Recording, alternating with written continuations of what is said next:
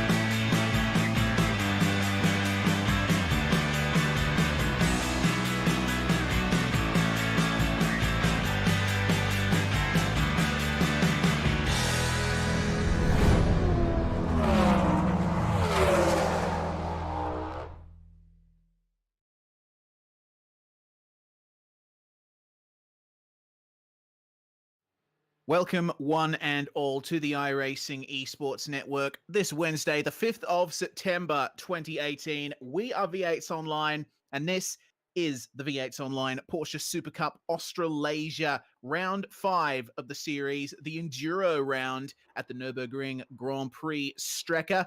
This is certainly going to be an interesting one, a 1 hour race, Enduro time. My name is Reese Gardner, and joining me in the commentary box, Brock Cat-Eye. Brock, these guys race usually for shorter amounts of time than this, but the 1 hour format is going to throw a couple of strategy spanners in the works, should we say.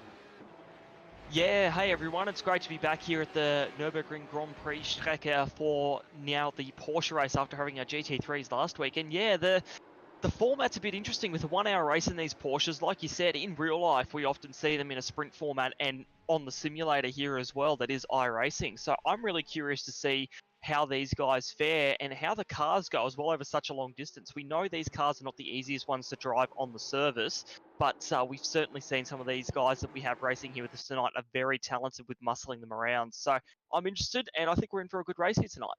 Yeah, certainly. It's very cool conditions out there. We've got overcast skies, 20 degrees Celsius air and track temperature. Not that windy, and relatively nice humidity as well. So there's some nice conditions out there if you like a car that is very pointy. I don't know how much the guys would like that out there with some of the sweeping turns around this circuit. Definitely pays to look after your fronts around a track like this. It's a low grip surface, and it's got those curbs that will really upset the car if you take them in the wrong way. Yeah, that's it. And I think that's what these guys are going to have to be careful of. I was thinking before the race, the heavy braking zones are going to be difficult for the guys to maintain that, particularly for moves going down into turn 1 and the last chicane at the back of the track here. Be interesting seeing how they can keep that braking under control and make those moves happen. Obviously, in GT3 cars with ABS, it's a lot easier to do. These cars have pretty much no assist. So these guys out there have to be careful about how they make moves and where they make them to make sure we don't cause bigger incidents. So I'll shoot back to you, Reese, here as we get ready to go racing for 1 hour of Porsches. Yes, indeed. Grid up on screen. Josh Anderson is your pole man with Michael Healy in second. Forzan Elnabi in third with Bo Albert and Zach Hanlon fourth and fifth. Anthony Winkleman in sixth. Scott Larnack in seventh. Dylan Shepard, another one performance driver. They have had a very good opening to this round. He's in eighth. Gary Hamilton ninth, and rounding out the top 10, TTL Esports Cameron Dance. Yeah, in 11th place here tonight we have Mark McDonald. 12th is Jimmy Ball. 13th, Ross Rizzo. 14th, Cody Bircher. 15th, David Haynes. 16th is Tommy Harradine, Sam Sutton is 17th. Wayne Hewitt, 18th. Harry Inwood, 19th. And rounding out the top 20, Trick Sim Sports, Martin Saldassi. Yes, indeed. In 21st place, we got Brad Watson, Richard Hunter in 22nd, Jason Cossey lining up in 23rd position. Andrew Mogridge rounding out the 24 with Tim Weston in 25th place. Jackson Harlow in 26th. Simon Mazzomo lining up in 27th place, making an appearance this round. David Mulholland 28th, and the top 30 rounded out by Jake Maloney and Michael Hammond. That is going to be your field for tonight. And drivers are already flashing their headlights on the grid in anticipation of this one. Downhill run to turn 1 here at the Nurburgring Grand Prix circuit. And obviously, starts are very important in this series. Standing start, and you can really rag it off the line and not get much wheel spin in these cars. But it will be interesting to see who gets the jump when the lights eventually go out. The 2-minute grid time is up. And now the lights will go up. The revs will go up. It's up, up, and away in the Porsche Supercup Australasia here. And it looks like already Michael Healy's gotten a very good jump off the grid there as they come down into turn 1 for the first time. Very wide front straight here at the Nurburgring, but it really tightens up in the middle of turn 1. A super slow hairpin, and we've already got a car turned around there in the background. That's Scott Larnack almost spinning around, but he's managed to keep going. Everyone's jostling for positions. We've got a car around in the background. We've got a few cars around there. Yeah, goodness me, Jason Cossey too. So not the best start to the race for many of those guys up the back of the grid, but up at the front, Michael Healy still leading the way, but coming under pressure from Anderson. The Altus Esports guys briefly going side by side there, but Zach Hanlon slotting in front. And in that top 10, it's an ocean of One Performance cars. Ross Rizzo battling with Cody Bircher as they come out onto the run to the hairpin. There's another car turned around. That's Brad Watson. And that is certainly not optimal for him, but other than that... sorry, we've just had a car. We've had David Haynes. He's cut across the hairpin there. Sorry, the parabolic corner looking there. And another car's done that as well. They jumped through the air there. I don't know what happened. Goodness me, we'll get a replay of that one. Mark McDonald lost it on the inside, and yeah, actually following him through was David Haynes, and very unfortunate for Cody Bircher. He was an innocent victim in that, just completely sideswiped. And it looks like Haynes has tried to brake hard and then got caught out by, I believe it was Rizzo, and has just tried to veer off the track to not hit anyone. And obviously at this corner here, it comes back around on itself and yeah, has gone back into the path of Bircher there. So a couple of odd incidents there for the first lap, Reese. Jimmy Ball with problems. He's currently gone slow on the back stretch coming up to the chicane. And oh, goodness me, drivers really struggling with the curbs here. And that's another car around. Brad Watson, again, his opening lap has been absolutely horrendous. He will not be happy with that at all. But quite a few drivers with problems in the first lap as it's on for the lead. And that is Josh Anderson defending once again from Michael Healy. And have a look for third place for Zain El Nabi under major pressure here from Zach Hanlon. Yeah, Zach's looking like he's got some great pace here tonight. He obviously got a brilliant start and jumped his teammate there in Bo Albert. So those Altus Esports guys have been really strong in the last few rounds. Just haven't been able to bring home the results. So this could well be their chance. If you actually look in the background here, Bo Albert's got Dylan Shepherd right on the back of him. Coming into this next section of the track, out of the stadium section, and actually Josh Anderson trying to find a way, and Hanlon has thrown it up the inside of El Nabi there for third place and actually shuffled him out wide onto the sand. This will leave El Nabi vulnerable to Albert and Shepherd, as Albert's going to have to take the long way round to try and make this work here. El Nabi's got the inside line. Albert trying to make it work around there. Spinner in the background. Sorry, Anthony Winkleman and Scott Larnack making contact. Sorry, Brock, but Larnack stationary on the inside of the hairpin, trying his best to get back on there. Looked to me like that was just an overtaking move gone awry, or not, actually. Taking another look at that, Larnack was already sliding, so Winkleman had no fault in that at all. Yeah, that's it. And I'm sorry, I'm just still having a look at this battle between El Nabi, Albert, and Shepherd at the moment. Shepherd is still ranging up on the back of the Trick Sim Sports car of El Nabi after being shuffled wide by Hanlon. This is getting really, really interesting here as they come down into the last part of the track, coming into the chicane and then into the last turn. and El Nabi gets a lot of air there. Probably doesn't help his exit all that much. Shepard's looking to be with his teammates up on the podium there, and they're coming around the last corner now. The exit out of this corner is absolutely critical to make sure that you can try and make a move into turn 1 here. Hanlon hasn't been able to skip away as much as what I thought he would once he cleared that pack, so Albert has stuck with him fairly well. We'll watch for a move down to turn 1 here. Shepard's taking a nice big look, but won't be able to lunge it down there at the moment. El Nabi very close to the back of Albert, nearly hitting him as they come through turn 1 there. Yeah, definitely. It's difficult in any case to hit the brakes just right in these cars. They've got a very sensitive set of stoppers on them, so you really got to make sure that you get it right, as El Nabi is having the over-under attempted on him by Dylan Shepard, and they're going to almost go side by side.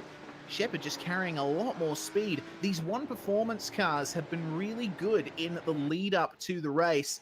Absolutely fantastic pace from those guys. They've just been able to get something more out of the car, and you see Shepard, he is very desperate to get past El Nabi. He knows that he's got a good car under him. He knows that he can make that move, but nothing wrong with trying to put a little pressure on El Nabi in other ways. Yeah, that's it. We can see the flashing in the lights as well, which is a common tactic we've seen in the GTs and this series. El Nabi's actually run very wide there, sorry, and Shepard's going to try and make a move around the outside here, and El Nabi's actually let him by there, so maybe a slowdown or maybe just deciding now's not the time to fight, considering we are only about 5 minutes into this race as well, so there's still a long way to go. So El Nabi's just going to have to live to fight another day here. But what's that done? That's let Albert get away from the pack a little bit, and now Shepard doesn't have that draft, so he may well be susceptible to a move from El Nabi very soon. Oh, Michael Healy's overshot the chicane, sorry. That is going to promote both of the Altus cars up, possibly. Yes, it will. So Altus Esports 2-3 now at the moment. We're only on lap 3 of what is projected to be a 1-hour race, and already Michael Healy with major issues, and Martin Silvassi around as well. Quite a few good drivers in this series getting some issues. Yeah, that's it. It's interesting, isn't it? It's into some of those heavier braking zones as well where we're seeing the issues, and I guess it could be the brakes are bringing them undone, and like we've always said, the brakes in these cars are a bit of an issue. So I wouldn't, focusing on Healy for a second here, I wouldn't be surprised if he fights back through the pack. His pace was looking very good before he made that mistake, but Josh Anderson has been very quick in these Porsches and has been there or thereabouts ready to strike whenever we've seen him here. So now we've got Shepard on the back of Healy here. OPR teammates, remember, so they will be hoping not to have too much contact here. And Healy's not looking as comfortable in that car as what I thought he would. Maybe trying to get back into the rhythm, but Shepard is all over the back of him and really pushing hard at the moment, trying to get back up to those old C-Sports cars that he was battling hard only a lap or two ago. Yeah, you got to remember Michael Healy is the championship leader too, so at this stage in the season, the mid-season, he has really got to minimize stuff like that from happening. So Healy, he's an experienced campaigner, usually driving for Trans-Tasman. Oh, Trans-Tasman Racing as Forza El Nabi just running off there in the background. So it's definitely possible for Healy to get back up there, but tell you what, in the midst of all of that, Anderson has a monumental lead, and Healy and Shepard, I think, are a bit of a crossroads here because they both like to have a good race, but they are teammates and they don't want to jeopardize each other. Yeah, that's it. So I think Healy getting by is probably the smartest decision for the team as a whole, and he can try fight back and get back up there with Josh Anderson. But Shepard's actually going to have another look here. So Healy going and wide. Healy's gone, yeah, very wide there. So this could give El Nabi the run that he needs to try and get past him. Although Healy may have that better traction out of the corner, try and throw it back down the inside of Shepard. I got to say, this is exactly what you were saying, Reece. This isn't helping them as a team. If they're looking to get an OPR lockout on the podium, them battling isn't going to help them get there. So No, these Ultra certainly Esports not. guys, exactly it. These Ultra Esports guys know that they've got some good speed, but also that, like you said, OPR has been very strong. So they've got to work together as opposed to battling it out on track and make it last that 1 hour that obviously this race has got going for it. That's exactly right, and I think the pass... Whoa, we got a car around. That's Brad Watson again. Brad Watson not having a good night tonight. Certainly, he's had where actually did he start? He started in 21st, but he has certainly had quite a few run-ins there, and it looks to me like a lot of it has been just losing it on his own, which is really unfortunate to see, and he's actually parked it. So real shame there to see Watson out of the race, but the race is going on in the top 10, and I was going to say, I think the pass between Healy and Shepherd was intentional, because Healy, you could see, was having quite a few problems, and I think maybe they realized that the best thing to do in that situation, with Shepherd obviously much faster, best thing to do is for Healy to get behind and sort of act as a bit of a rear gunner for Shepherd, make sure that El Nabi doesn't get by them. Yeah, I guess that's it. And in terms of OPR's championship situation, obviously Healy's in a very good spot, but OPR as a team in terms of their championship is in a great spot as well. So, like I said, these guys, if they can pick up some great points, that'll work for the team too. But right now, and we've just looked at Albert as well, who's lost a spot coming through the chicane, so may have picked up a slowdown from there. Lost a few but now spots. he's lost 3 spots there from Shepherd, Healy, and El Nabi. So, yeah, these cars and this track are not seeming to agree with some of our top drivers that usually are on point in some of these races that we've seen. Yeah, certainly, and that was very dangerous there as Albert was clearing his slowdown. He actually got pincer moved on both sides by El Nabi and Healy, so obviously not a good situation for Bo to find himself in from 3rd down to 6th now. So Zach Hanlon has no one to help him, and all of this is just giving Josh Anderson this race on a silver platter. I mean, it's still early days, but Anderson is looking very good at the moment. And we're going to have a quick, that's exactly it there, Reece. But we'll have a look at Sutton and Rizzo here. Sam Sutton and Ross Rizzo as they're coming just out of the stadium section now through Sector 2 here. Nice little battle going on here between the TTL and Trick Sim Sports drivers. Rizzo we've seen is quite proficient in the GT3s. So we'll see if he goes for a move down here. Won't do it. That's smart there. But maybe he had to set it up to the Schumacher S's. So he's nice and close. But we know Rizzo won't make... Oh, goodness me, that's sorry. a big smash in the background there. Goodness me, Inwood just spun there at the hairpin, and coming through the hairpin, looked like Wayne Hewitt just had absolutely no time to react to that. Yeah, you can't do anything about that there. Unfortunately, Inwood spun around and went straight back onto the racing line, and Hewitt had absolutely nowhere to go there. He did everything he could, but once the car's there in front of you, there's nothing you can do about it. So that's really unfortunate to see.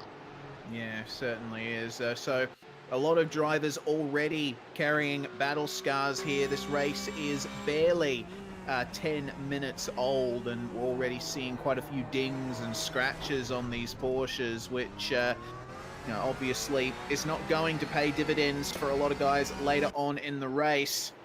Up the front, though, these cars have remained completely clean, and they've actually spaced out a bit now. So I'm looking at Gary Hamilton and Anthony Winkleman at the moment, 7th and 8th. They're coming up behind the Albert, El Nabi, and Healy battle.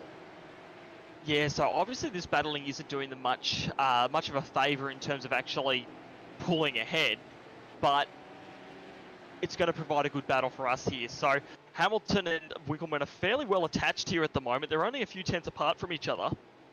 And as long as they stay together pretty well, even using each other's draft, they'll be back on the back of Albert there in no time. And we could have a really good battle going for what's essentially now 4th back through to 8th position there. So we've actually seen Dylan Shepherd has skipped ahead of Michael Healy here. So that early race pace that Healy had has seemed to drop off a little bit now as we coming up to about 13 or 14 minutes into the race. Yes, indeed. And so now Healy's major worry is El Nabi, Albert, Hamilton, and his teammate Winkleman running up behind. And just looking at the lap times from these guys, Dylan Shepherd's in the 1:57s, but everyone else is setting laps in the 58s and 59s. And I tell you what, Gary Hamilton and Anthony Winkleman definitely have Bo Albert for pace right now. So I don't know if Albert's going to be in trouble or not in the next couple of laps. Yeah, well, his paces seemed to drop off.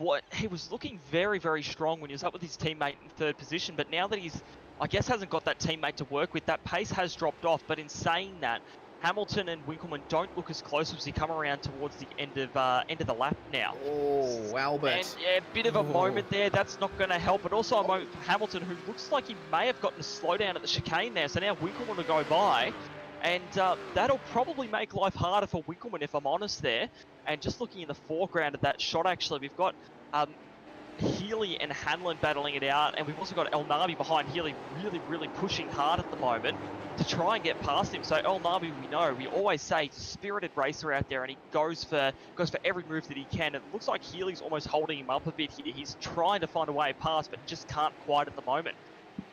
Yeah, that's right, and that's allowing Hanlon to skip away a little bit, but definitely this battle is where it's at the moment. Healy versus El Nabi, and El Nabi actually faster by 0.2 on the previous lap, so that Trick Sim Sports driver has got pace, and the top three at the moment seem relatively, the top two relatively untroubled at the moment. So these guys in the top 10, it's just the ebb and flow that's happening at the moment. Mark McDonald, I've noticed, making up a position. He's currently running in 10th place, and just behind him, I'm noticing Jake Maloney catching up to the back of the Rizzo-Sutton battle. Maloney starting in 29th position. He has made up 16 positions in these first 8 laps. And Maloney didn't set a qualifying time either, so he just went from the back of the pack. That's a colossal effort for him. And considering we're still so early in this race, there's still great potential for him to move his way up into the top 10 and pretty much be our highest mover of the race here. So that car is obviously very well hooked up, as well as a couple of incidents earlier on in this race have helped him. But looking at the way his car's behaving compared to Ross Rizzo in front of him, that the attitude of the car is a lot better, and it's reacting better to the bumps and the curbs and that sort of thing to really help propel him out of the chicane. Right now, we're looking at him coming down the main straight here, right up behind Rizzo. So we'll see if he goes for a move. Rizzo is looking like he wants to go a little bit defensive, moving that car just slightly off the racing line. Maloney's going to go for a move here. Won't be able to make it work by the looks of it. Just a little bit too far back, but definitely trying to get into Rizzo's line. Yeah, he's gone for the tight line through the chicane, and you can see he's able to take much more of the curb there than Rizzo. Just a little bit of a tighter line, which is good. That's going to give him the momentum that he needs to try and get by. And Rizzo, we got to remember, is carrying a bit of damage to his front end, so that may be affecting his pace. Jake Maloney looking pretty strong through those long sweeping corners, and you can see Rizzo just running a little bit wide at every turn or thereabouts, whereas Maloney, he's looking very smooth, very controlled, so he obviously looks the most comfortable out of this pack. Yeah, and notice how his car as well, completely scot-free. There is not a mark on that car, so he is really utilising the incidents that have happened, but managed to work his way through really nicely. So few cars out here have some damage, but Maloney has got a perfectly nice car, and down the straights as well. A sports car like the Porsche with a big wing on the back and that sort of thing, it does matter. The aerodynamics of the car do matter when you're going down the straights, particularly a long one like we're coming up to here now for that back straight leading into the chicane. It could leave Maloney with a great opportunity to come through the last corner and set up a move into turn 1. Yeah, it definitely could. And, you know, with Maloney, the way he's looked so comfortable over the curbs here at the chicane. Oh, Zach Hanlon, I've noticed, has gotten a slowdown. Well, the Altus teammates are back together again, it seems. Yeah, probably not the way they would have wanted to be, but they're definitely there. And unfortunate to see that. It's just not... This Porsche series hasn't quite been what they probably wanted out of it. They've got great pace, but just little things like that. And we're having a look at Maloney as well now, who stops. He's actually done a flick spin around at the last corner there, so made a mistake there coming out. He looks like he's just gone in a bit too hot to the last corner and tried to accelerate and spun himself around there. So we were just giving him this great wrap, and unfortunately he's lost, I think, what would be 4, maybe 5 positions out of all of that in the end. Well, that's the very definition of commentator's curse in action. Our sincere apologies, Mr. Maloney, but there we go. He's going to have to do the vast majority of that work that he did all over again. But tell you what, he's not that far behind Wayne Heward, who is carrying an incredibly damaged car. So we should be seeing Maloney moving up at least a few positions very, very soon. Meanwhile, looks like there's a three-car battle forming for 13th, 14th, and 15th. We've got Jimmy Ball and Cody Bircher both with damage, but Scott Larnack with a scratch-free machine there right behind them and looking pretty confident, I have to say. Yeah, well, Larnack's shown some great speed, and we saw at Laguna Seca at the last round of this championship that his car and his pace were awesome in that TTL machine. So he's a bit further back than where I would usually expect him to be, but I think he had a spin earlier on in the race, so that sort of affected his race negatively from there. But he does look like he's got some great pace, and that car is looking very much hooked up here. So coming up to that OPR pair of Ball and Bircher, I would think that he's hoping to clear them fairly soon. Obviously, we do have a pit stop in this race as well. With a 50% fuel limit, you do have to pit for some fuel at some stage. So he's going to want to try and take advantage of some clear track when he can. And we've got Maloney stopped again. So he's made another mistake. And that was all by himself as well. Coming onto the back straight there, he's gotten a bit too much curb and just spun himself around it and flick spinned it again. So, Maloney, we are really sorry up here in the box that we've cursed you like this. Yeah, certainly. I mean, honestly, this it seems to be a bit of a trend through the field right now, as Maloney is actually going for the pits. So going for a very early pit stop, it would have to be said, as Hamilton and Dance currently battling on track. But these mistakes that the drivers are making, it seems to become a bit of a trend all throughout the field. Just going into corners too hot or getting the rear a bit loose. And in these conditions, that's not a good idea, because the car's already got quite a bit of oversteer in it as a result of the cool track temperature. So the drivers, I think, need to be a bit more careful and just take care of those rears a bit. Yeah, that's it. I think that's it's different track conditions to what we've had. I don't believe we've had track conditions this cold in any race we've had so far. So it's an interesting track, and yeah, very cold for them out there. So the grip's great, but once they start losing the car, they're not really going to catch it there, unfortunately. So it looks like Maloney's actually jumped out of that car as well now, so we may not see him back out on track for the rest of the race, unfortunately. Yeah, it's a real shame, and that's confirmed. He is disconnected from the server manually, so he is retired. Hamilton and Dance, on the other hand, looks like a move may be on here. Dance going for the move here at the final chicane, but Hamilton defending very well. They're going side by side, and that's going to be almost a classic over-under from Dance. Not quite the traction he would have wanted, but he does have the inside line for the last corner.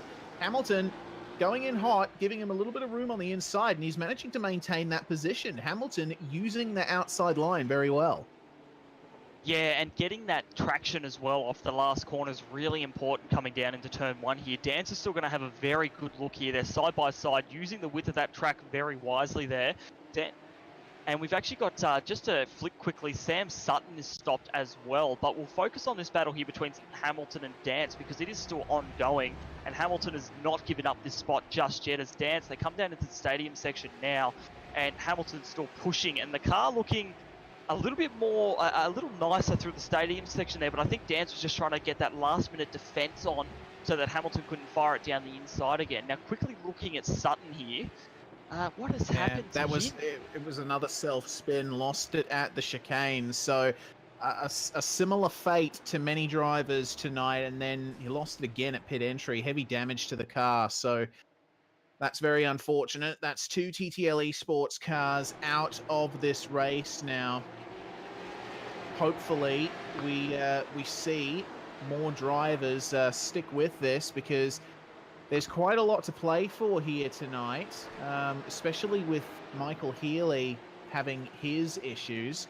So he has made it back up to third place, though, which is good. And the main thing that you've got to consider is, for the most part, he stayed out of trouble. Yes, he had gotten that slowdown at the start, but he's managed to stay consistent since then, work his way back up into third place. Yeah, that's it. And I'll just quickly point out, looking at my timing now that it's working here, Josh Anderson his fastest lap of the race is 5/10 faster. That is half a second faster than the next fastest guy out there, and that was Bo Albert with a 1:57.9, Wow. and Anderson's on a 1:57.4. So he is flying at the moment. Currently 7 seconds ahead, and we're looking at El Nabi now. Forzan El Nabi on Michael Healy. This battle's been ongoing for quite a lot of the race, and El Nabi just hasn't been able to slip by at the moment. But just keep in mind, folks, this is for the podium as well. So this is big for Healy as well because of his championship implications. But he does not want to be taken out of this race. Any points are good points for him, particularly now. This is the halfway point of our championship here. So watching El Nabi work his way through here, he's lost a little bit of time through the stadium section. And then again, in saying that, through Sector 2 here, there aren't a lot of overtaking opportunities to throw it down the inside. So you just got to hug in behind and try and make up that time and be right on the back of them for that back straight there. So in saying that, El Nabi's lost even more time coming through there, so Healy can take a quick breath as looks like they've spaced out behind them there. Winkelmann's getting fairly close to Bo Albert as well. So that was what we were talking about a little bit earlier. Winkelmann had a bit of pace as well and running a little bit wide there. So nobody going for any massive moves here, but we'll flash to the background actually. Cameron Dance, Gary Hamilton and Mark McDonald. That battle is still ongoing at the moment for 8th, 9th and 10th position. So Hamilton hasn't let Dance escape as Dance runs a little bit wide in the second part of the Schumacher S's. So we're coming around now. Hamilton very, very close, just about bumping Dance into that into the entry to the back straight there. As we keep looking through here with the draft, he may be able to try throw it down the inside at the chicane, although we've seen that move in the GT3s did not seem to work very well. But Hamilton definitely looking racy here. McDonald just watching this all going on and probably hoping for an incident. Dance tries to defend a little bit, but can't do it. I think that's a very smart move by Hamilton there, not to throw it down the inside at the chicane. That probably would have ended up bad for the both of them. But now they're coming around onto the for the next lap there, Reese. Yeah, certainly. That, very, as you said, very smart move from Hamilton. And this battling between Dance and Hamilton, especially their pass at turn 1 on the previous lap, it has brought McDonald into this. So the battle for the latter part of the top 10 definitely on here at the moment. And Hamilton, you can see he's very much testing the waters, just getting on the brakes a little bit earlier than Dance, but still showing his nose. And Dance, we know from all previous broadcasts involving him that he is one of the better, shall we say, racers or overtakers in the field. We always see him starting a bit low down and then really working his way up by the end. So he knows how to put moves on drivers, but Gary Hamilton can't be discounted either. He's very skilled, and he definitely has quite a few good results under his belt. And this is one of the ways in which I think he shows his skill, just by sort of seeking whatever advantage he can get from his opponent, maybe try and psych them out a little bit. But he is not far up enough to put a move on. Dance just going for that late apex there, which is a valid line through that corner. That is an interesting corner, that southern hairpin. Multiple lines possible, as the Jimmy Ball, Scott Larnack and Cody Bircher battle, I've just noticed, has had a bit of a change down at that same corner. Jimmy Ball now leading the front of that pack, and Larnack through. Meanwhile, that's Forzan El Nabi and Zach Hanlon on screen at the moment. Very much on here, Brock. Unfortunately, we're losing Mr. Cat Eye at the moment, but Zach Hanlon going for the pits. That's an early stop for Zach Hanlon. 14 laps in.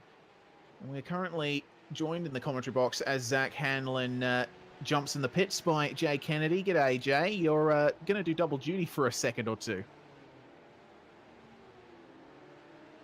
Oh, turn my mic on and we might be right. Yeah, double duty for a few minutes. But this is intriguing now that the pit stop window is clearly open. A few guys are going to go really, really different in the way they're going to play strategy. I think a few guys might have almost been waiting as well for that moment to come. I think a few guys have been a little bit more patient than what we would have expected. Probably fuel saving to try and undercut. There's Gary Hamilton up the inside of Cameron Dance. Oh, yeah, certainly. That battle ongoing, and Dance passing him right back, it seems, as they exit the arena section. And there we go. Flashing his lights in the background, that's Mark McDonald saying, I am here. I wish to take both of your positions, gentlemen. Please, make way. And certainly looks like that's going to happen if Dance and Hamilton keep passing and repassing each other like this. Ooh, battle as well for 12th position. Scott Larnack and Cody Bircher really going at it at the moment. Yeah, and Larnack's just run wide as well, so Birch is going to try and take advantage into the hairpin. You might be able to throw it up the inside here. He is close enough using the draft, and Larnack defending a tiny little bit. Just moved across as well in the braking zone just to chop the nose off. They're going to go at it for a little bit longer, and what this has done as well, we saw that they were slowly catching up to Rizzo, but Rizzo's just broken away. Yeah, certainly has. Rizzo looking very good there, but however, on his own and outside the top 10, so he would definitely want to be higher. But if Dance, Hamilton, and McDonald keep contact! Whoa! Larnack around. On. Oh, so contact no. between Bircher and Larnack, and I think Larnack may not have given enough room. Hard to tell from the angle we just saw there, but we'll get a replay. Try and work out exactly what happened there. Yeah, it looks to me like, well, Bircher did go for that move up the inside, try and carry that momentum. Larnack just kept turning in. It looks like Bircher, to me at least, was far up enough alongside, but the stewards are going to have final word on that one, and whatever way you look at it, Larnack will not be happy. No, 100% he won't be happy, but whether he is at fault or whether Birch is at fault or whether there's no blame given at all, he won't be happy either way. But we've got pit stops well and truly happening now. Bo Albert also in the pits. Birch has come in as well, so we are past the halfway point in this race. Around about 16 laps to go. It's getting quite interesting with Josh Anderson, though. He's just absolutely blitzing away from everybody. The lead he's got now is 8 seconds. Yes, certainly. I mean, Anderson has been absolutely untouchable in this race. From the moment the green flag flew, started in pole and is now leading the race by almost 8 seconds. So he's definitely in the box seat to take a dominant victory here at the halfway point of the race. However, we have yet to see what will happen in the second half. Anderson has yet to pit, as do most of the guys in the top 10 right now. Yeah, that's it. Sorry about that, guys. Had some technical difficulties now, but like Jay was saying before, it's really interesting now we've got this pit cycle. Usually something we don't see in this series is the pit cycle because we have these sprint races. So be interesting to see, firstly, how long some of these pit stops are, but secondly, where these guys get out, particularly with some clean air in front of them. We've seen some of these cars have some great pace, but they just haven't been able to show that. So I'm curious to see how the order shakes out in the next few laps. Yes, indeed. And this top 10 continuing to fight, and Hamilton going for the pits in the midst of his battle with Dance and McDonald. So Hamilton the first to blink out of that. Perhaps he is hoping to get an undercut of some sort, try and jump Dance in the pits. We'll see if that eventuates, but it's a long trip down the pit lane here at the Nurburgring. Very long front straight. Yeah, that's it. And I think that you're very right in saying that Hamilton's probably looking for that jump on Dance there and try and undercut him in some way to get past him again. They haven't really separated since Dance got by there. So obviously Hamilton thinks he's got a little bit more pace up his sleeve and can try and utilise that. Yes, indeed. And I would expect Dance and McDonald to respond at the end of this lap. And it'll be interesting to see where they come out relative to each other, because in the absence of Hamilton, McDonald has closed up just slightly on Cameron Dance. So on for the end section of the top 10. Meanwhile, the Altus Esports teammates, both of them having pitted, now running in 11th and 12th on track. Corrected, they will be running close to and around the top 5. These guys will certainly be ruining the incidents that they've had so far in this race, because I think we see it in quite a few of the broadcasts that feature the Altus Esports guys. They have so much potential, so much pace, so much professionalism as well, but things just seem to go wrong for them.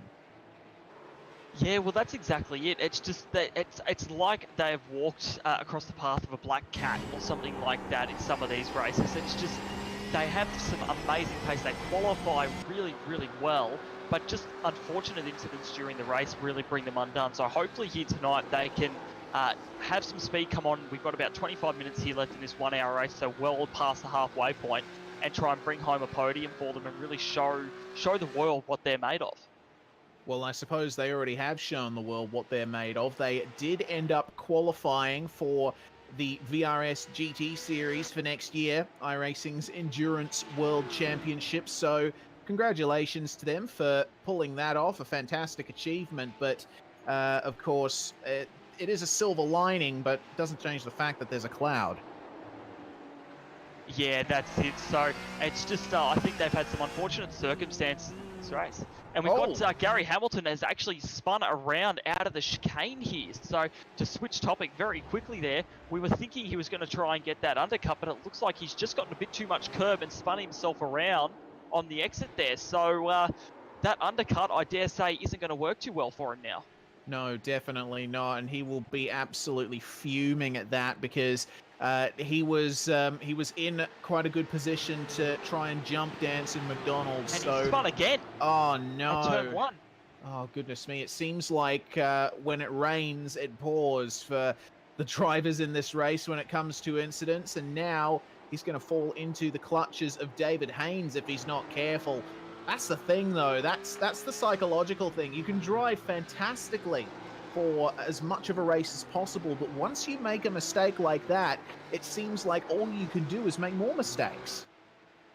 Yeah, that's it. And that's been a common theme we've seen. Like a few of the drivers that have made mistakes, they make them in 2s or 3s before they finally get back into that rhythm again. And I guess the key point to take from that is rhythm is seriously important in these cars.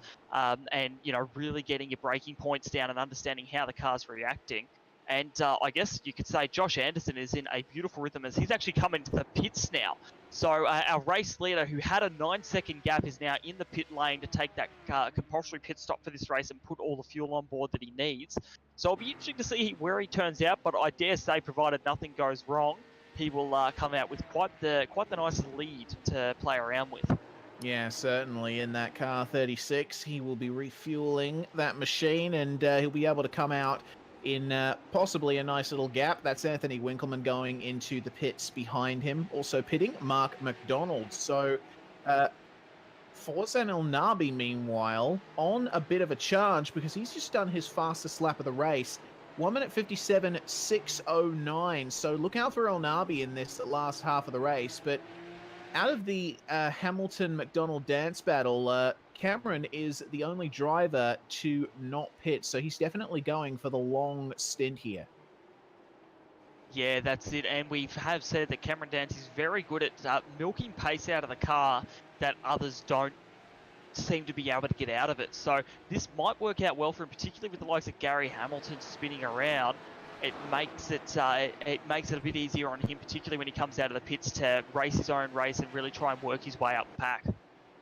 Yes, indeed. Speaking of Hamilton, he hasn't managed to shake David Haynes in those last couple of laps. So obviously those couple of spins taking the edge off his tyres, and he's losing a bit of pace as a result. So unfortunate for Hamilton.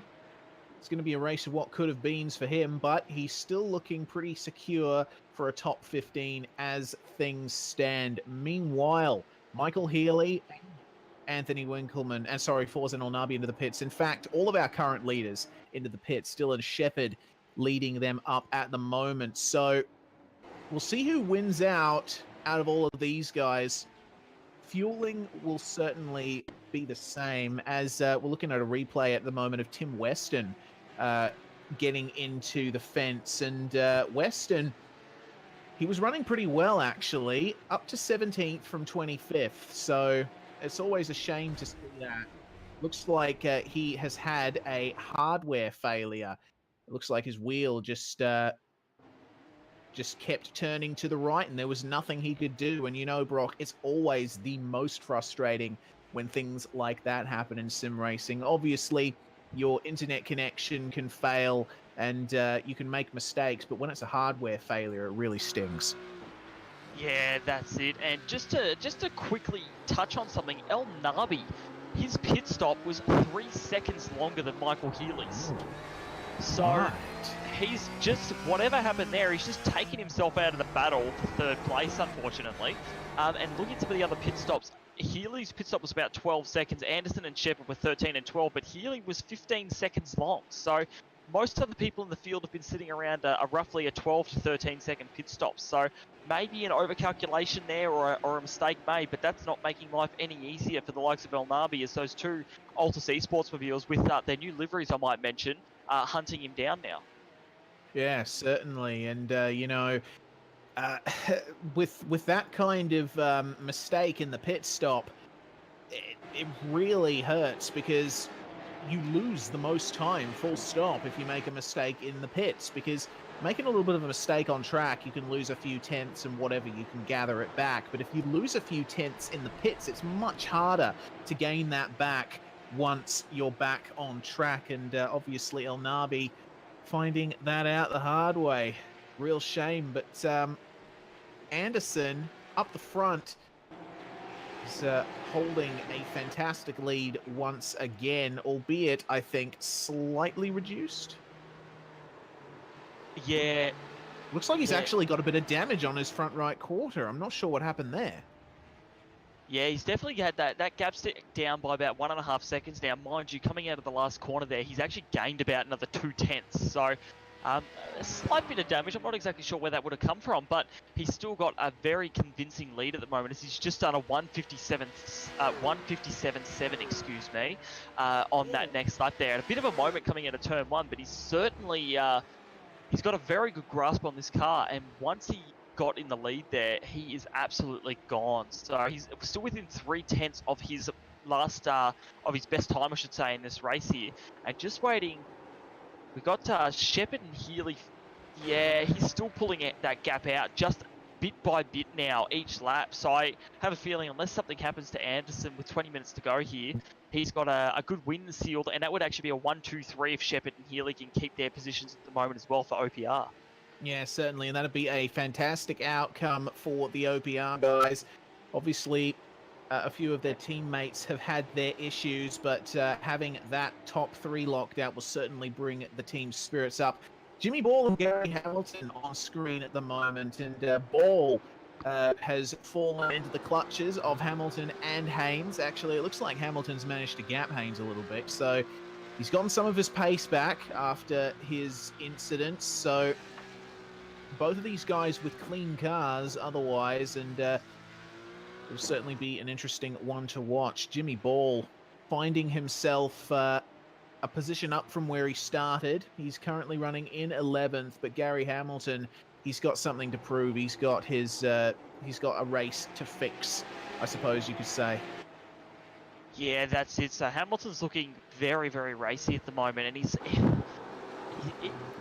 Yeah, that was interesting there. That the car just about bounced off the track. So he's really pushing that car hard, and I mean, you'd hope so. He's down in 12th place, and Cameron Dance is up in 9th place. So just remember, for the folks at home, they were pretty much line astern, nose to tail before they came into the pits there. So Hamilton's couple of mistakes have really put him back far from Cameron Dance there. In fact, that's put him about 10 seconds behind, 13 seconds behind Dance, sorry. So he's lost so much time, and he's really pushing to bring that back up as Ball gets some massive air off the curbs there. Probably not the fastest way. It looks pretty spectacular, but certainly not the fastest way to get around the circuit. No, definitely not. And those curbs in the last chicane are definitely ones to look out for, no matter what car you drive. As meanwhile, Bo Albert and Anthony Winkleman currently involved in a fight.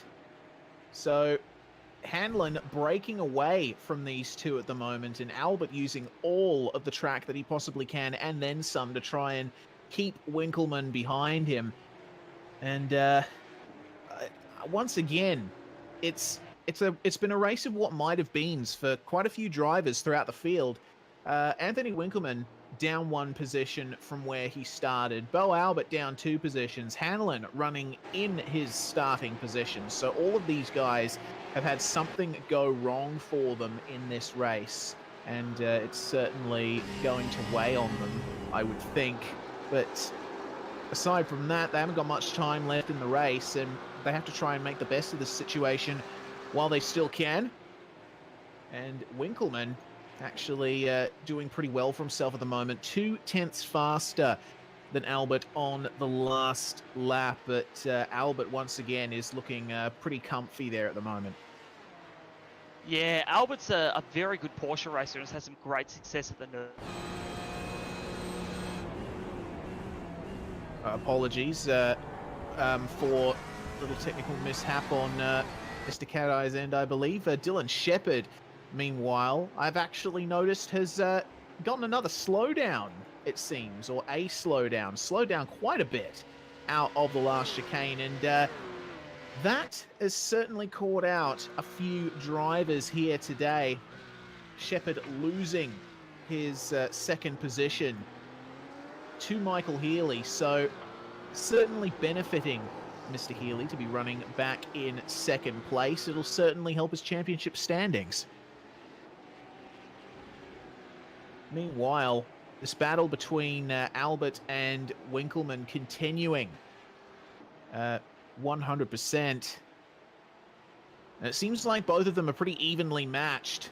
Winkleman has not been able to make too much headway on Albert in these last few laps.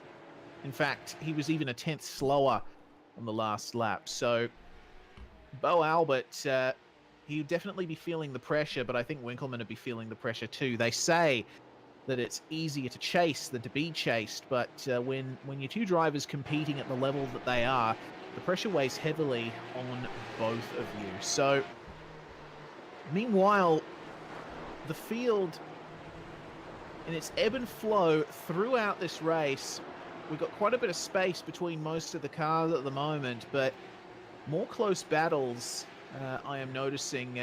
The Jimmy Ball, Gary Hamilton, David Haynes, and Scott Larnack battle, that's 11th to 14th. They are certainly spaced out, but nonetheless putting quite a bit of pressure on each other. Jimmy Ball has set a 58.7, Gary Hamilton 58.89, so Ball has really pulled out a bit of pace in this last lap, and David Haynes slower still. Scott Larnack, on the other hand, a 58.5. So he's faster than all of the guys in front of him, and we could certainly see him make some headway in these last few minutes of the race. Yeah, Reese, I'll jump back in with you again because Brock's had an internet failure. So, yeah, it's really interesting how the battles are really ebbing and flowing, and see Winkleman now starting to close up. Also, fastest car out on track at the moment is Forzan El Nabi. So we were talking about El Nabi's pace earlier. Just before the pit stops there, it was starting to get really, really quick, and now he's closing up, and Shepherd's closing back up to Healy. So we're going to see a real grandstand finish with only 7.5 laps to go in this race, 13 minutes. As Winkleman now has a look on Bo Albert. Yeah. So, oh no, that's not turned out well, and Bo Albert is now around Anthony Winkleman. For a minute there, I thought he was going to redress the position, but it seems like he is staying in front. Now Albert is falling, well, not so much falling into the clutches of Tim Weston, as he is a lap down at the moment in 22nd position, but still, Bo Albert probably not too happy with that. Will be slightly less unhappy, though, because Winkleman has redressed that position. Very good stuff there from Mr. Winkleman, but unfortunately, that means that neither of them have a chance at cracking the top 5. No, that's just meant that they're now way too far behind from that potential top 5 position as we come back live as Dylan Shepherd now right back on the tail of Michael Healy. So it's not over for the podium. I think Healy's made another mistake because that gap at the start of the lap was about 1.1 seconds. It's now half a second. Yeah, either that or Shepherd's found some pace from absolutely nowhere. And actually, I can confirm that it was a mistake from Healy. He actually had a couple of major slides throughout the last lap, which allowed Shepherd to get back onto the back of him. So certainly not over for these podium positions. We can't count out El Nabi either. 58.0 on his last lap, and he's just gone into the 57s, and that's some pretty good pace there from El Nabi, as Shepherd also sets a time in the high 57s. Larnack up the inside of David Haynes, so Larnack's on a charge as well, so he gets that position done. Haynes runs wide, so Larnack might actually get up to Gary Hamilton, Jimmy Ball, and potentially could pass them. Still a fair bit of time left in the race, 11.5 minutes, so Larnack's out of that top 5, Larnak's the next fastest on track. So just shuffled out of position due to not qualifying the best and had a couple of incidents. He's starting to make a charge back through the field. Yeah, he definitely is, and obviously starting in 7th, you can tell on one lap pace alone, he definitely deserves to be a bit higher in the race than he is. And about 11 minutes left in the race. That's 5 laps, possibly 6, and it's certainly going to be a good last 5 or 6 laps as Gary Hamilton and Jimmy Ball are continuing to fight. Hamilton faster than Ball on the last lap by about a 10th. So if these guys get together and start fighting, that's going to benefit Larnak even more. Yeah, and it looks like Hamilton's really unsettled. He doesn't look comfortable in the car since his pit stop. Ever since he come out of the pits, he made those 2 mistakes on the same lap. And ever since then, he just hasn't looked like the driver we saw in the early stages of the race. He's just not as comfortable as he was earlier. So I'm guessing something that he's done in the pit stop, maybe he's made a change that he's not comfortable with, or maybe he thought he was making a change and hadn't made a change. It's just not the Gary Hamilton we normally see him driving in this second stint. No, certainly not. I mean, Hamilton, oh, Jimmy Ball, that car had quite a bit of bite on the front coming into that sequence of corners, sorry. But yeah, you're right, Jay. Gary Hamilton, we definitely know him to be a bit of a more composed driver than the one we're seeing at the moment. So obviously difficult times for him at the moment. Jimmy Ball, once again, just fighting that car a bit over the curbs. And could that be a slowdown? I'm not sure. Yeah, I think it so. is. Yeah, certainly. He's going to go wide, but try his best to maintain the position from Mr. Hamilton, and he's actually got a tiny bit of a run coming onto the start-finish straight. I do think Hamilton might have this, though. Yeah, I think Hamilton with the inside line will get this position, but Ball's going to fight it. And as soon as this position is settled, we're going to go back up to 2nd, 3rd, and 4th, because it is well and truly on in these front positions, because Al Nabi is starting to close his Ball and almost makes contact with Hamilton as he comes back across and chops the nose. Yeah, certainly. Big fight going on there, but Hamilton has one more position. We'll see if he can manage to maintain it versus Jimmy Ball. But Healy and Shepherd, as you said, Jay, they are very close together now, and Shepherd is starting to pressure Healy again. And this will certainly help El Nabi. Having said that, though, Shepherd is matching El Nabi for pace. So, if anything, it is not helping him being behind Michael Healy at the moment. No, and what this has done as well, it's meant that Anderson has just skipped away. He's just pulling half a second every lap on these guys as well. So, that gap, as we said, after the pit stop's around 7 seconds. It's now out to 10, 10.5. Anderson is just breaking away from these guys, probably breaking their hearts as well. As massive for Healy. Yeah, and that is going to put him to the back of that pack now. El Nabi right on the back of Shepherd. So that mistake from Healy has changed everything for the podium positions.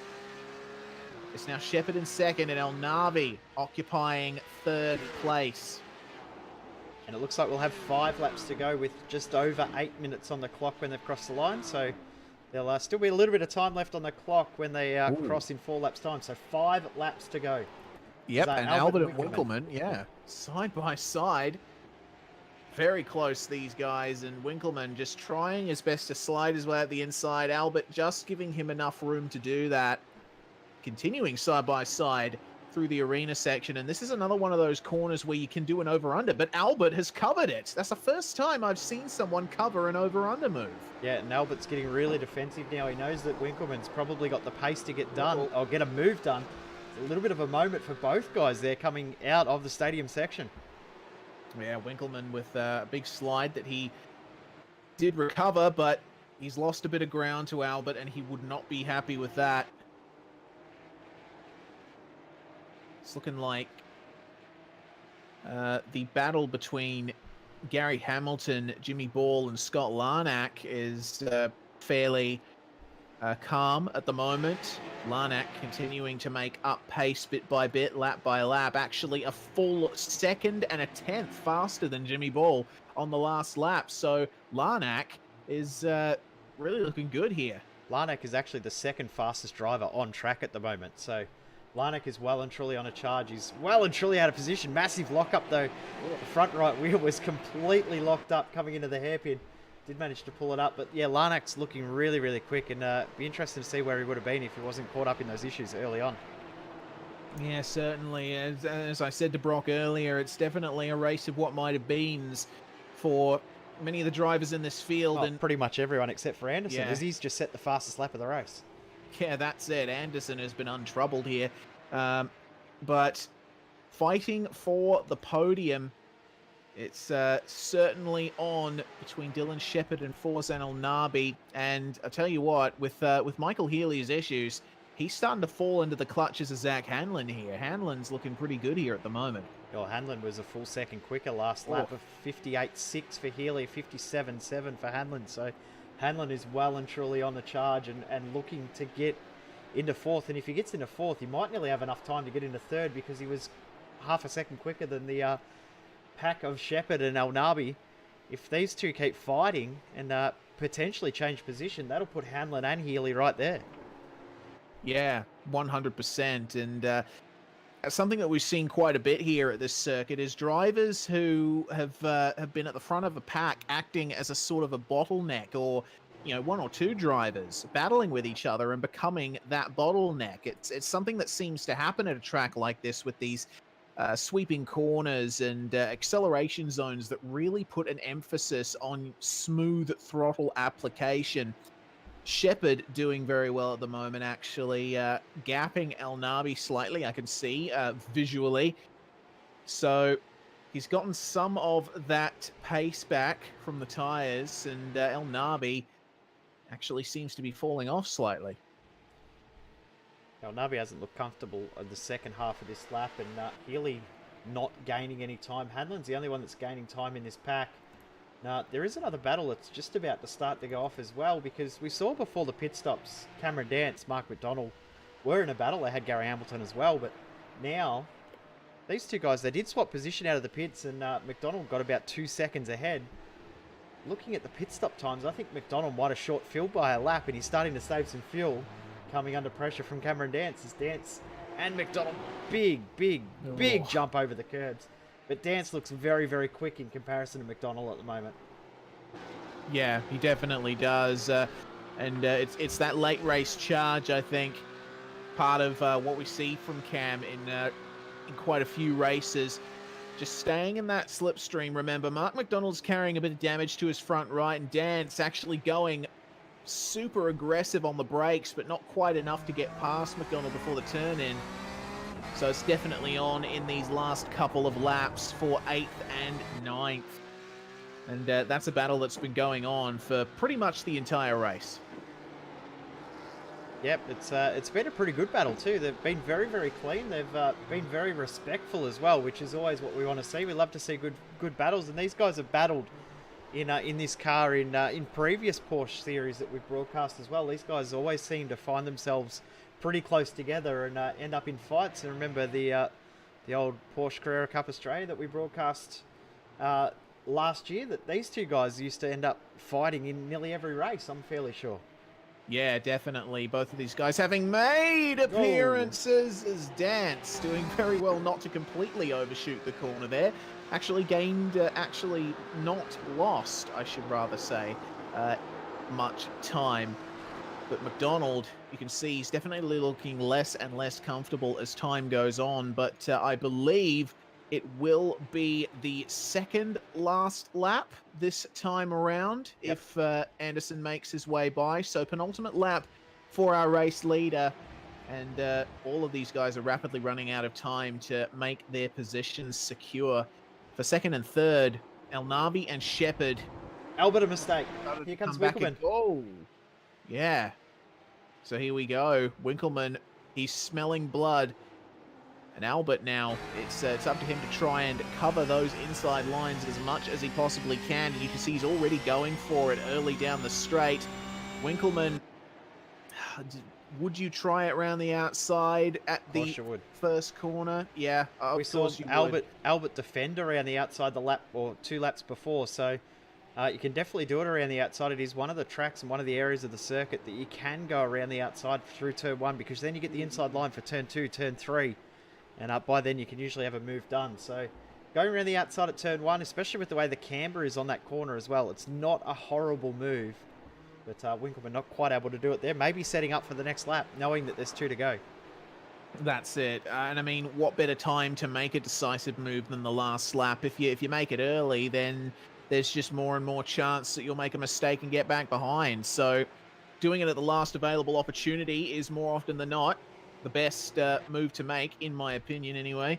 But behind them, McDonald and Dance continuing to fight, and Dance looking very racy, actually pulling out to go for a move here or not.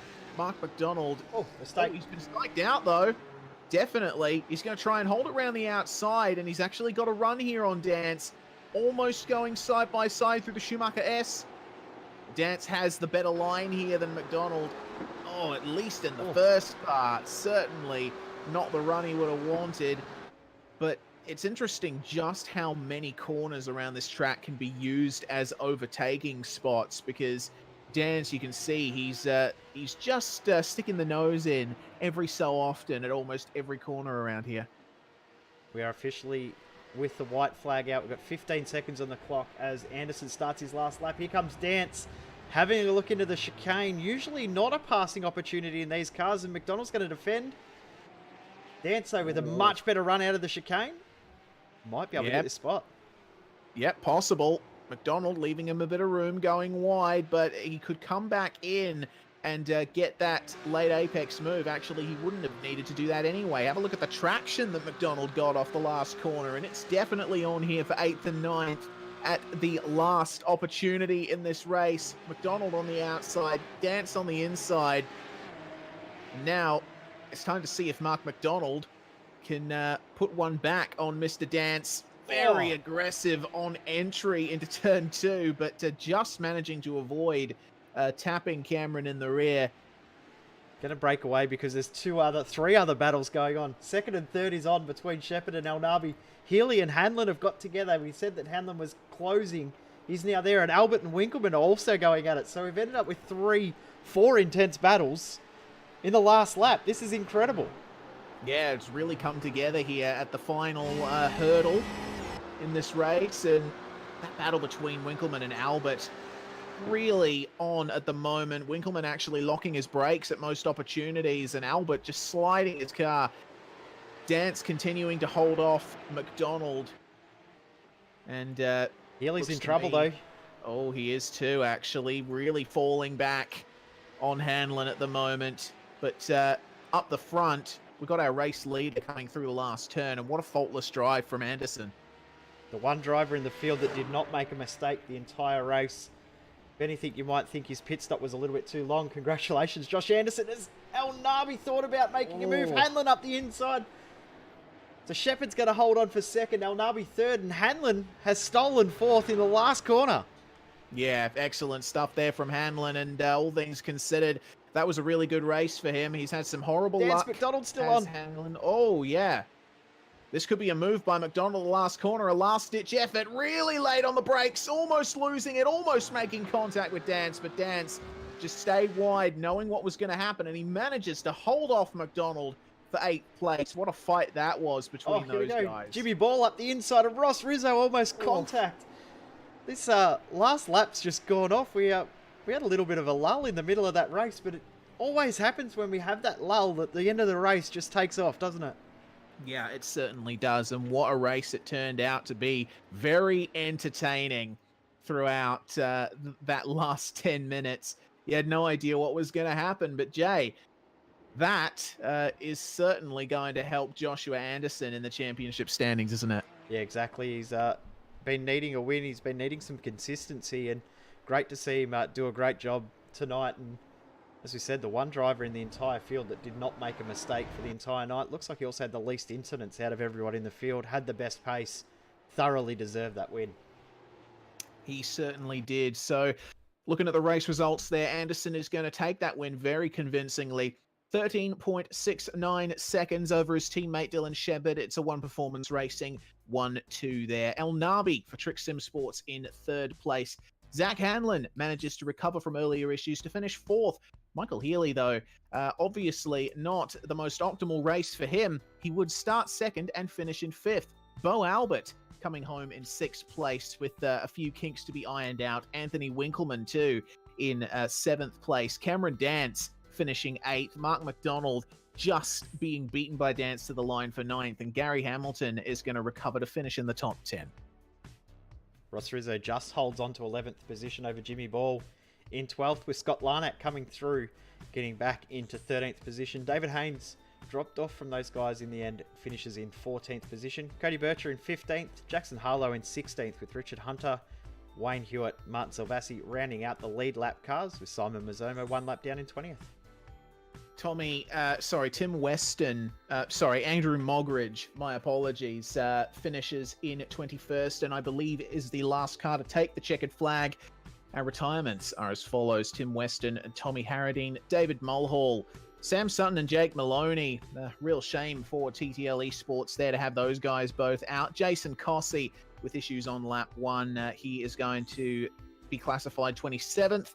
Harry Inwood and Brad Watson rounding out your field. And what a shame for Watson too, because he would certainly have had a good result on the cards if he had managed to stay in there. But that's your field there for this round of the Porsche Supercup Australasia, Jay.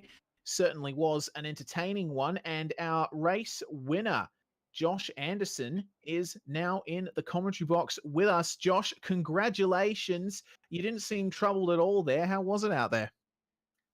Thanks, Reese. Yeah, it was a pretty good race. I just sort of pulled my head down and just kept trying to drive to a number. So it was, even though it didn't look like I was troubled, I was always focusing and pushing. So I was surprised when we came to the end of the race. It went that quick. It certainly went pretty quick for us up here too. It seemed like just a few minutes ago that the green flag dropped. You did lose position 1 almost in the first couple of turns. Healy got a very good start, but ended up having a couple of issues. But nonetheless, it is a good result for One Performance Racing. Yeah, it certainly was. It was on lap 2. I accidentally pressed the pit lane speed limiter button coming out of turn 4. So that would have been. Luckily, I sort of quickly resolved it. But I was pretty lucky. It was a very good result for the team. Yes, indeed. You guys looked pretty convincing from the outset, and obviously your championship standings is certainly looking better as well. Next round is at Spa-Francorchamps. You guys feeling confident for that one too? Yeah, I love Spa, so it's one of my favorite tracks. So I hope we have a good round. Definitely. Well, before we let you go, Josh, who would you like to thank? Oh, just everyone at OPR. Dylan Shepherd for all his work with the setup and everything. Shepherd's Automotive, Fast Carts, everyone. Thank you. Thank you very much for joining us, Josh. And Jay, you have got the second place man, Dylan Shepherd. Hey guys, how you going? Yes, I do. Congratulations, Dylan, on a great result.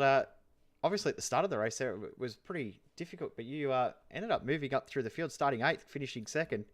When you started in 8th, you probably wouldn't have thought you would have got that high. Definitely not. I had a shocker over qualifying. I definitely had the pace to be at the front, but I think it was just luck. I held my line into turn 1 and held the exit tight, and everyone seemed to run wide. And by the time we were heading into turn 2, my spotter said clear, and I was like, well, this is great, and turned in. So, and then after that, it was just people getting run off. Like some people ran wide, and people with slowdowns. I don't think I really made too many passes, but just a lucky race. Kept out of trouble and kept clean, and I think it brought a good result. Talking about that, were you surprised at how many mistakes were being made out there? I know Reese and I were quite surprised, but being on track, were you surprised how many mistakes, how many off tracks, how many slowdowns, how many mistakes people were making out there? Yes and no. Like that last chicane is really hard in this car, really hard. Like we made so many mistakes through testing myself. That's probably, like, I think I only got 1 through the whole race, and then like I got the 2nd place back from Healy, getting a slowdown through there, and he hardly ever makes mistakes as well. So I think everyone only got 1 or 2. There wasn't too often up the front, but it's just such a hard chicane. So there definitely could have been more, but the front guys, I think, did pretty well not to get more. We were talking before the broadcast started about the pace that you guys have got. You guys seem to have unlocked something in regards to the setup. Is that something that's true, or is it just the amount of practice that you guys are putting in is really paying off? Probably a bit of both. We started out the season on a pretty decent setup, but that's not to say it doesn't evolve a lot from track to track as well. So, we're doing a couple of hours of testing before the race night each week. Sorry about that vacuum, but yeah. So it's a bit to do with the testing, a bit to do with the setup. The guys are just really committed, and we've just got such a good lineup. Like, I can't fault Josh or Healy; they're two of the best guys I know in Australia. So, really lucky to have them, and they're definitely the reason we're up the front. We're going to Spa next round in 2 weeks. Looking forward to that one. A track that you guys will probably be strong at as well, the Grand Prix style circuit. Oh yeah, Spa's a fantastic track. Just driving around it is entertaining enough. A race around there is going to be great as well. I think we'll get a bit of a draft coming out of Eau Rouge. So yeah, we could be in for a good one. Well, good luck for the next round. Who would you like to thank? Just the thanks to all the boys at One Performance Racing for all the hard work they've been putting in. I better name drop Shepherd's Automotive, Night Rider Designs and Fast Carts, and would also like to welcome on Race Centre on board. They've just come on as a partner in the last couple of days, so just welcome them on board and hopefully you'll see them on the cars very soon. And thanks to you guys for putting on a great broadcast again. Our pleasure. We've enjoyed it. Thanks for jumping in. Congratulations on P2 tonight. And Reese, you have got our third place finisher in Forza El Nabi. I definitely have, Mr. El Nabi. Congratulations on another podium. Certainly a good result for Trick Sim Sports here, at least in your case. Yeah, no, it wasn't too bad. Tonight was just a bit of a fun race for myself. Yeah, haven't really spent too much time with this car as I'd like to, and yeah, I think the pace really showed tonight. I lacked pace compared to Josh up the front and those OPR boys and all, and yeah, it was bit of a tough battle at times during the race, but yeah, I'm happy to come away with a podium. Well, you certainly looked like you were really pressuring Shepherd there for second towards the end. And I tell you what, up here in the commentary box, we were just marveling at the amount of self errors that many drivers throughout the field were making. What do you make of that? The conditions? I don't know. I think it's just everyone just pushing the limits, to be honest. Everyone's just going hell for leather and trying to get every 10th out of every lap, and yeah, it just accumulates into errors. And yeah, I think I'm guilty myself from that, making a bit of errors myself. And yeah, it's just I think it's just everyone pushing it too much, and yeah, it results in quite a bit of errors, especially with this car. It's not an easy car; it's a tough car as well. So yeah, it's just the nature of the car and the track, and everyone really pushing it. Well, with Rizzo and Winkleman finishing in 7th and 11th respectively, plus Martin Silvassi not having a good race at all, things for Trick Sim Sports at this race have not exactly been 100% what you guys would have liked, but nonetheless, certainly those guys are very experienced in the cars, and I suppose you're hoping that things will pick up in the latter half of the season. Yeah. No, we would like to spend more time with this car. It's a fun car indeed, and yeah, I just think it's more seat time, to be honest. Don't think the boys here have had much time with this car as compared to GT3 cars and other GT cars. So yeah, it's just about getting seat time, and yeah, we'll be up the front there, and yeah, hopefully get more podiums. Well, speaking of, will we see you guys at Spa? Yeah, for sure. Yeah, we'll be up there for Spa and as well for the GT3 series as well. Yeah, we should be there. Excellent stuff. Well, before we let you go, Forzan, who gets it done for you? Yeah, just our normal sponsors, Trick Custom Fabrications, Night Rider Designs, and yeah, just all the boys at Trick this weekend and this week for helping with the setup and whatnot. And yeah, just a big thanks to you guys and V8s Online and everyone involved of getting the broadcast together. It's always a good show to watch, and yeah, just thanks to you boys. And yeah, you're very much welcome, Forzan. Thanks for joining us in the commentary box. Well, Jay, that brings to an end proceedings for tonight, and I tell you what, this series continuing to have an entertaining run throughout this mid part of the season. I can't wait for Spa.